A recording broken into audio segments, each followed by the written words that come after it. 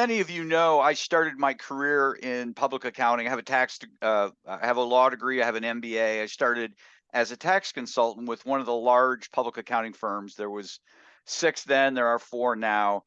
Um, and I like to tell people that if the guy who's running the place now is running it when I was there, I would probably still be there. He's just really a neat person.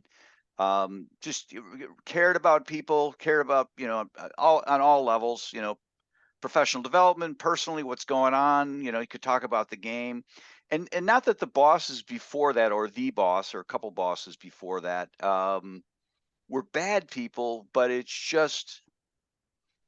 just didn't move the needle with respect to, hey, I give a damn about people. And I've often said on this podcast that there's a high correlation between people who are good leaders and people who have strong networks. And I haven't done any. I don't have any research on that. That's my gut feel, and maybe I'm very biased as to my own opinion, but I just see it day in and day out in my own life and other people's lives. My wife's life, she has a corporate job and she's had great bosses, and she's had bosses that are not so much. At any rate, today I have a guest on, Vanessa Judelman. She's president of Mosaic People Development, and she helps clients to develop leaders, and helps those clients just not develop great leaders, but for the purpose of having great results. And she herself has worked in the trenches as a leader, and teaches her clients the things that she's learned along the way. She's worked with organizations like Campbell Soup, the United Way, or excuse me, not the United Way, the United Nations. I think we've all heard of that. Hello Fresh, um, Sick Kids, the Bank of Montreal, and she's the author of a book, Mastering Leadership: What It Takes to Lead in Today's Fast-Paced World. Vanessa, how are we doing today? Hello, Frank. Great. How are you? I'm doing well. I've got to turn. We turned off everything. I didn't turn off my watch. My watch is buzzing at me, but no, I'm doing well. Thank you. Um, you heard the little prelude there. That probably you probably have 1,000 stories like that. I have a thousand. Well, I have my own personal stories. I mean, I worked in corporate for 15 years before I started my own business. So I've had every kind of boss under the sun. I've had amazing bosses that really were instrumental in developing me and my career. And I've had bosses, the last boss I had was an absolute disaster. I was on my maternity leave, my second maternity leave, when this person came into the organization and changed so much. And when I started in my role, back in my role that I'd been doing very successfully for 5 years, she really did make my life miserable. And I ended up leaving the organization because of her. So we've probably all heard the expression, people leave their managers, not organizations. Yeah, And I lived that. I think that's true.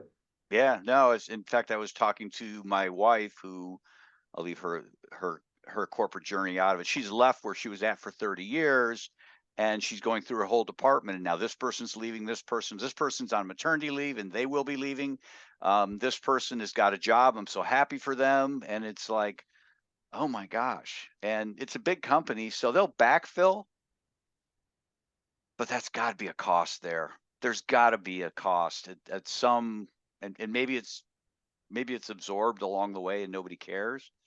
Oh, no, there's a huge cost. I mean, there's statistics on that. And that's why I think it's so important for organizations to train their leaders. And if you're a solo entrepreneur, you're a leader in your business, you're a leader, even if you have a couple of people on your team, you're a leader with your clients.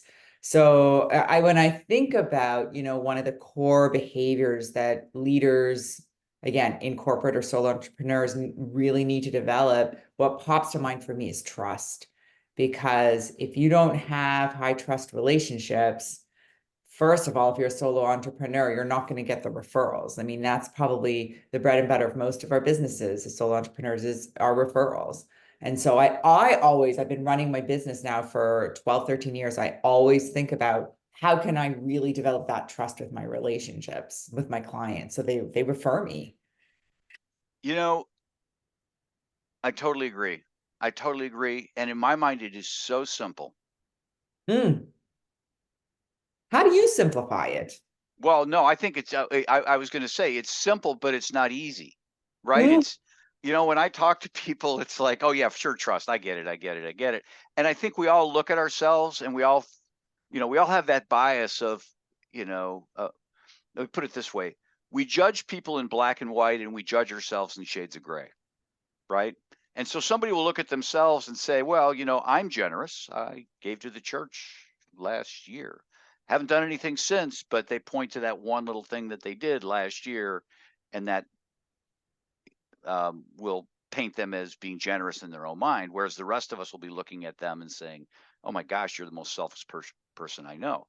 And it's the same thing with trust. And, thinking back to my boss, and the bad boss, he was a night. Well, I guess he was my only boss. The guy who runs it now, he didn't come in until after he was there, but he didn't take over until after I had left. Um, my my boss really felt like he was the cat's meow when it came to being a people person, and not self-aware. Would that be the word? So that's why I say it's simple, but it's getting somebody to see. Yeah, I think that you hit the nail on the head, which is self-awareness, because I see a lot of leaders walking around the corporate world, what I call I call them unconscious leaders. So they mean well most of the time. They just don't really understand their work style. They don't understand their strengths and weaknesses. They don't understand or even think about the impact that their behavior has on their team, right? Yep. Versus leaders that I work with and many leaders that I have encountered over the years who have that self-awareness, you know that as a leader, you make or break people's experience at work, right? Yeah. And so they do think about what their impact is on their team, and they're really conscious of their behavior, and they choose to come in every day to create a certain tone, because leaders create a tone. Leaders create culture. If you think about the definition of culture, organizational culture, it's how we do things around here. I was actually just talking to the president, one of my new clients last week about this. And she wants me to do an offsite for her team. And we're going to start with the DISC profile, right? Which is a Hmm. self-assessment to measure styles, because it's a group of new executives that she's been on board a year and a half. She's built this incredible executive team. And of course, there's part of building a great team is having diversity, and part of diversity is diversity of work styles. So she has introverts and she has extroverts, and she has people who are very results oriented and people who are very relationship oriented. And when they come together, there's a little bit of conflict. But as she said, which I thought was so smart, is she said, I know that there's a certain amount of healthy conflict on my team that's okay. And so I'm all about healthy conflict, but Right. I certainly want us all to not be those unconscious leaders. She said, I really want my team to be a group of conscious leaders. How do we get there? How do we get there? Well, you start with there's three ways you get there. So in my book, I wrote about the three pillars of leadership success. So you have to know yourself as a pillar one. You have Hmm. to be able to manage your team, which is pillar two. And then you have to lead your business, which is pillar three. So that pillar one of know yourself is critical. So I always recommend people use some kind of an assessment like a DISC profile. The reason I like DISC is it measures your work style. So it's how you show up at work.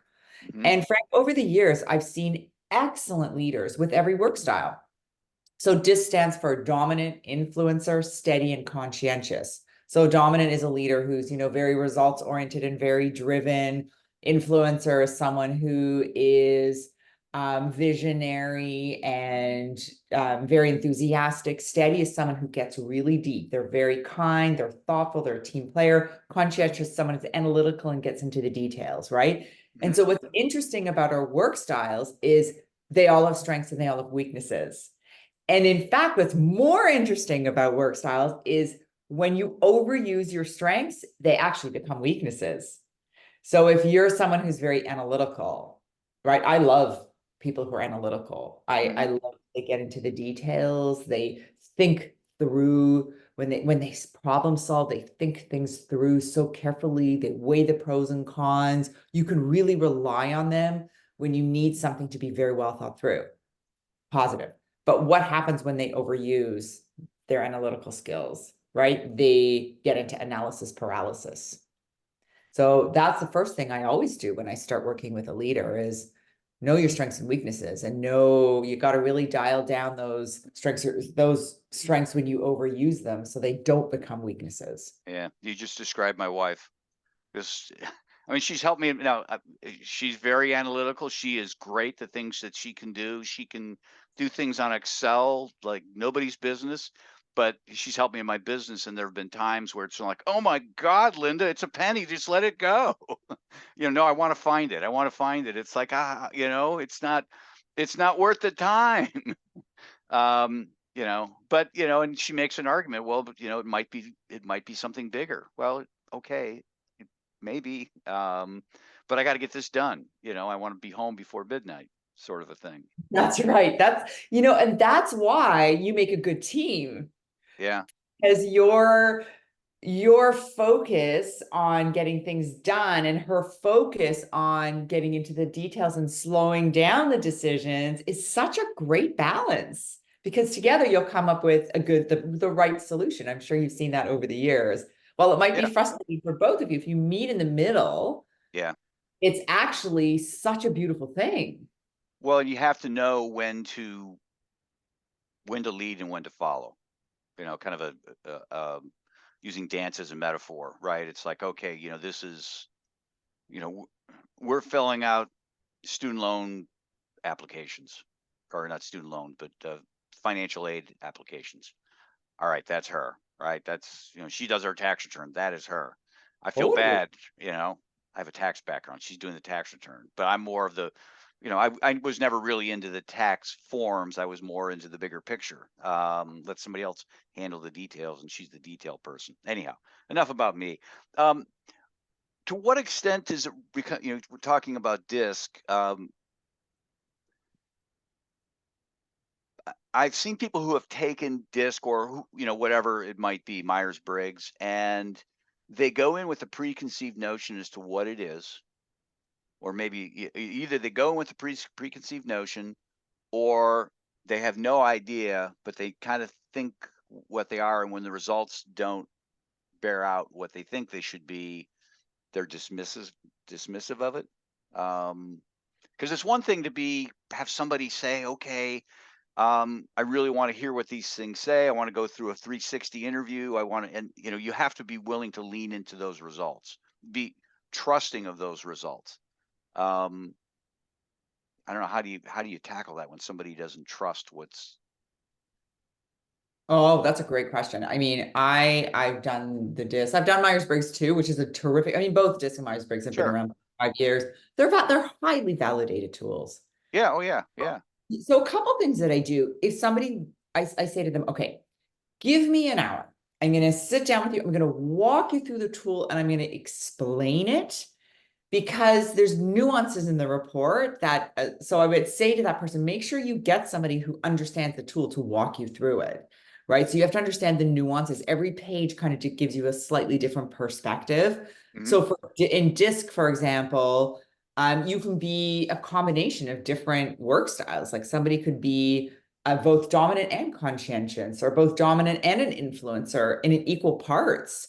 And so that's where you really have to trust the report. I mean, these tools are highly validated. So number one, I say to them, give me an hour and trust.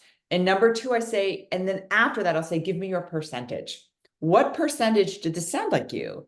Hmm. And most people honestly will say between 80 and 100%. Yeah. And if they're at about a 50, I'll say, do it again. Do it again. I don't want a 50. And then what I say to people who say, let's say it's about 80 to 100%. Then I'll say to them, let's just keep the stuff that resonates, and that 10 to 15 to 20% that doesn't resonate, we're just going to throw it out. It's just a Yeah. tool, right? Yeah. I I find that people with DISC, that you'll have people who will be braggadocious about I'm a high D, right? I'm a high D. You don't hear people saying, "Well, I'm a high C," Well, they because that's should. They well, they should. should. I know but that's not the personality of a high C to beat their chest, right? That's Fair just enough. not That's that true. you know. So you're always hearing, well, I'm a high D. And it almost makes it sound like if you're anything but a high D, you're you're not measuring up, which is not the case at all. And they've obviously misunderstand what it's all about. So The very first thing I say to leaders when they go through the DISC profile or any self-assessment is no work style is good or bad, right or wrong. It's just different. yeah, That's the very first thing I say. And then the second thing I say is whatever your results are, I've seen an incredible leader with your exact results. It's just about understanding what makes it's really just what makes you tick and right. understanding no good or bad, right or wrong. Yeah. Well, I think that's how you build a team around you, right? We talked about the CEO wants to do an offsite. Um, I don't know, but I would imagine that this person, I think you said it was a she, Mhm. um, has an understanding of who she is. And if she's a high C, she's not bragging about it, but if she's a high C, she's like, okay, I need to get some I's and some D's and some S's in here. And who is Absolutely. everybody? To close, because that's what everybody wants on a team. You want people who are going to close your gaps, Yeah, right? Whether you manage a couple of people or large teams, you want people who are going to close your gaps. None of us are perfect at everything. So that's part of that first pillar of know yourself. Understand where you thrive, right? And know where you don't. And that's where you hire people to fill those gaps. It's right. critical. To what extent, we talked about tensions in networks, and again, we all have networks. I have an assistant who works for me, and then I've got vendors and clients, and so it's a network. It's not a corporate entity per se, but I have a network. To what extent do people have tensions? Um, I guess if there, you have your D's and your C's. Is there tension between those? Can there be tension between those? I guess Mm.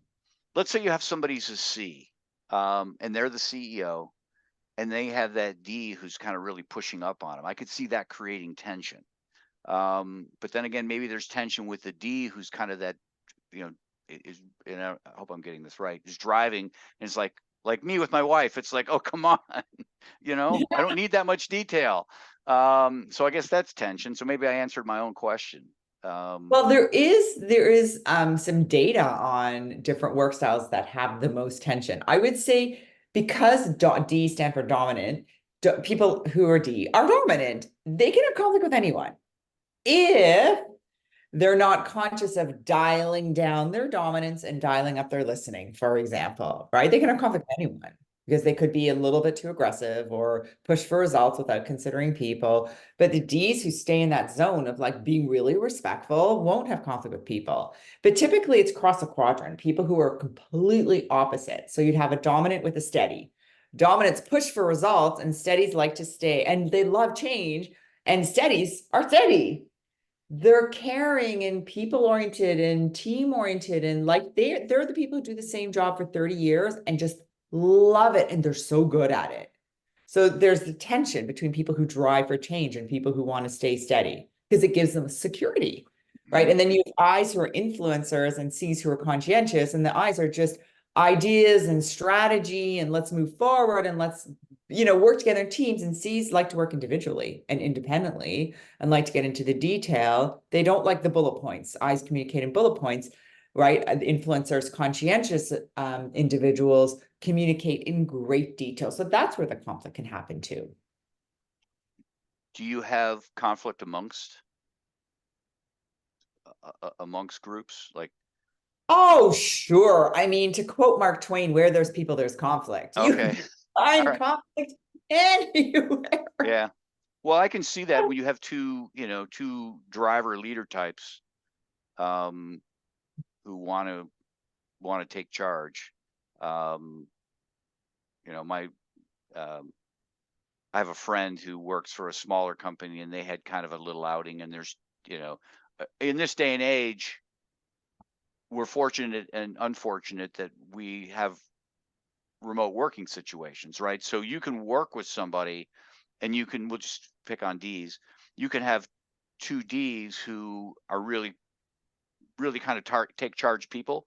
But because they don't see each other on an ongoing basis, a daily sort of a thing, it's not till they come together and have the offsite, as you put it, or, or we're all coming into the office or wherever we're going to be, that it really starts to manifest itself. It's like, oh, wait a minute here. Oh, for sure, for sure. And I think it kind of brings us back full circle to where we started talking about trust, Yeah. right? That if, one of the core competencies of building high trust relationships is demonstrating respect. And listening is another one, by the Yeah. way. If you're really demonstrating respect and listening first, right? Stephen Covey, in the book Seven Habits of Highly Effective People, talks about seek first to understand before being understood. And I love that. That habit has always stuck in my brain because it served me so well in my relationships. Because I am quite an influencer and a dominant in my DISC profile. I love to talk and share ideas, and I get very excited about things. So it serves me well to actually pause, dial that down, stop and really listen. So if you get two D's in a room, again, goes back to, again, that theme that we're talking about today around self-awareness. If you know that that's your tendency, which I do about myself, I really dial up my desire to demonstrate respect and listen first to others.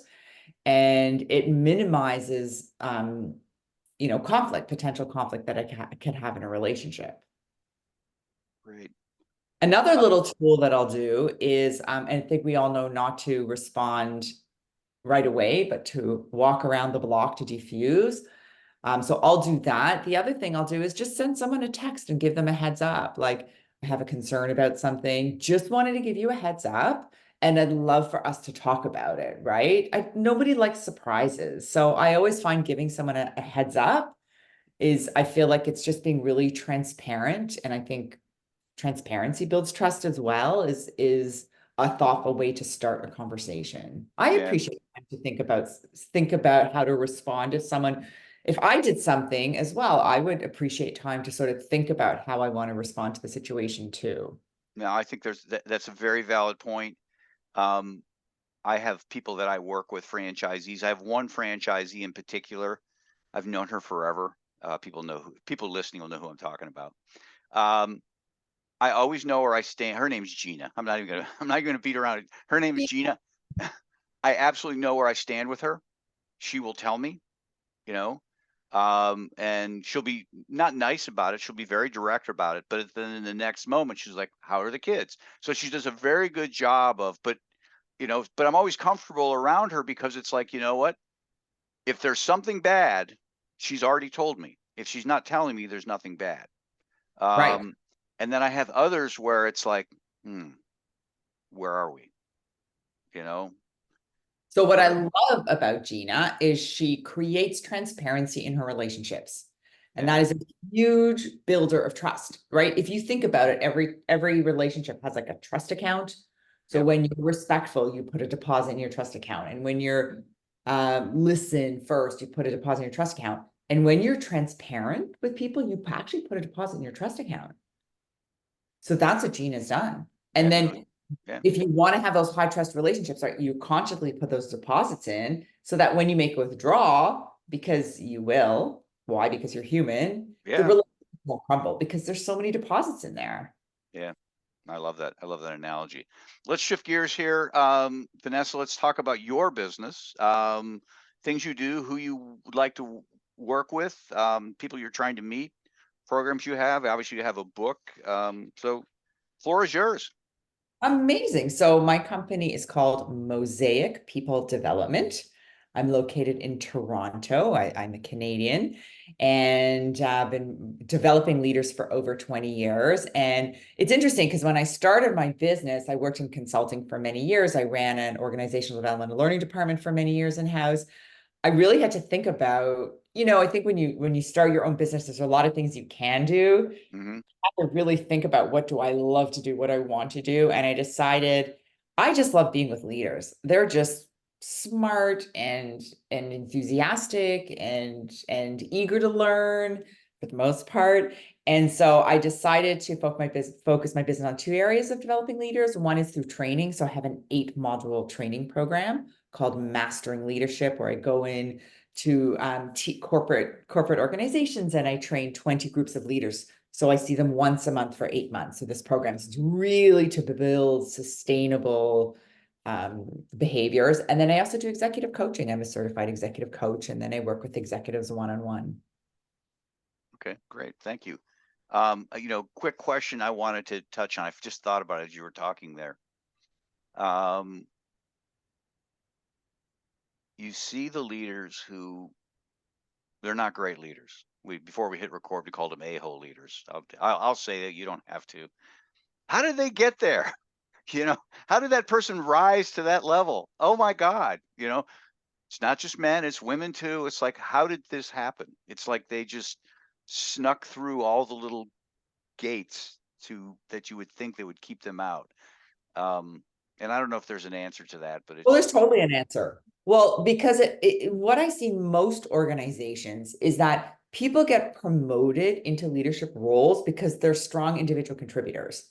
So, for example, I do have a client right now who's a law firm, right? So you can have a great lawyer who is highly billable and incredibly competent at their job, but they're not great on the people side, right? So they're strong in terms of competence and building trust there. They get results, but they're not high on the character side, like being respectful. So they get promoted because they're strong on the results side, but nobody's ever taught them to be a leader. Being a leader is very different than being a lawyer or being an architect or being an accountant. You go to university, college, you learn how to do that skill, and then you get promoted because you're good at that skill. Yeah. But being a leader is a different job, right? You have to learn how to coach people, how to give feedback.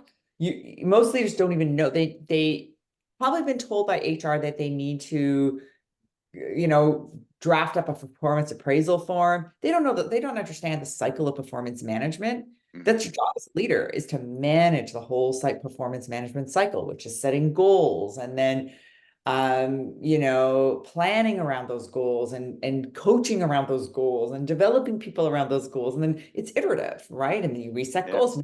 So they don't know how to do that. They don't know how to create a high performing team. And then they're told, oh, and now you have to be strategic. They don't know what that means, right? And strategy is complex. There's 3 parts of strategy. You have to be, you have to do strategic thinking, strategic planning, and strategic execution. So there's a lot that encompasses leadership, right? And so they've never been taught. And some leaders who are self-aware will work on themselves and they understand I need to be self-aware and they'll develop themselves. And others are just get promoted because of results, but they're those unconscious leaders that we talked about before. Yeah, no, that makes perfect sense. Results matter. You see it in professional sports. The star is going to get away with things that the marginal player won't. And why is that? Well, results matter. So anyhow, we can go on for, go ahead. One more comment around that. In the really good organizations with really good cultures, it's more results that matter. Yeah. You have to have that character and competence as a leader, and they will let go of the people who just focus on results without relationships. Yeah. No, I think that's healthy. I think that's a healthy thing to do because it sends the clear message that it matters, that how you treat people matters. And there's a book called Tribal Leadership. I don't know if you've read it, but there's a line in there I love. It says the whole herd sits up and takes notice with the first clean kill. Meaning, when you I don't want to say make an example of somebody, but when you're willing to say, you know what, we're going to lose out on these results, but long term, this is going to be better for us. I think it's great for morale. So anyhow, I appreciate your time today. You got to go make money. What's the best way for people to get a hold of you? So if you want some free resources, head over to yourleadershipresources.com. I've got great leadership self-assessment you can do, and some blogs and some really interesting tools, practical tools for anyone who is in a leadership role. My website is Mosaic People Development, or mosaicpd.com is my URL. Appreciate your time today. Lovely chatting with you, Frank.